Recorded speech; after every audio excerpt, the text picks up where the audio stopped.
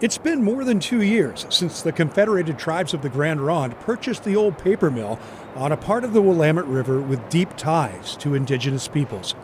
Now the teardown of this 23-acre property really gets going, with a Phase 2 demolition starting this past week. It will remove 4 structures, including the water filtration plant, over the next 2 months, and the difference will be obvious from Oregon City. So I think that's key, where people can really start seeing some progress.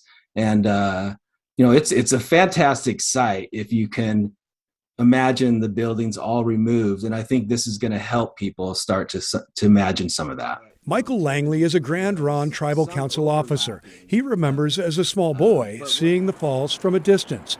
The plan to restore parts of the area to its natural past will bring tribal members and everyone else much closer. It's exciting because while the public space is going to get the access there to share it with the world. And a lot of times we think just the tribes and the Oregon community, but really this is a place that should be shared with the world. And that's really kind of how we see it. Of course, along with the public spaces, there will be commerce. Visual renderings show a vision that includes dining, shopping, and lodging. And so bring back more of that natural feel into it as much as we can, because this will still be, as it has always been, a place of commerce.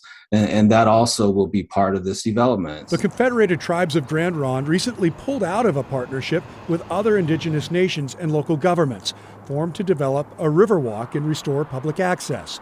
Grand Ronde leaders expressed frustration with a lack of progress.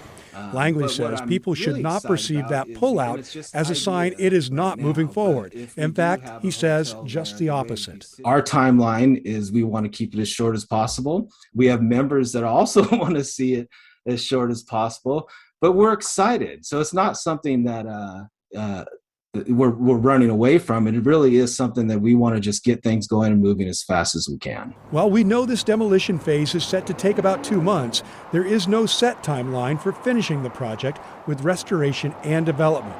But no doubt, it will be something that takes more than a few years. Tim Gordon, KGW News.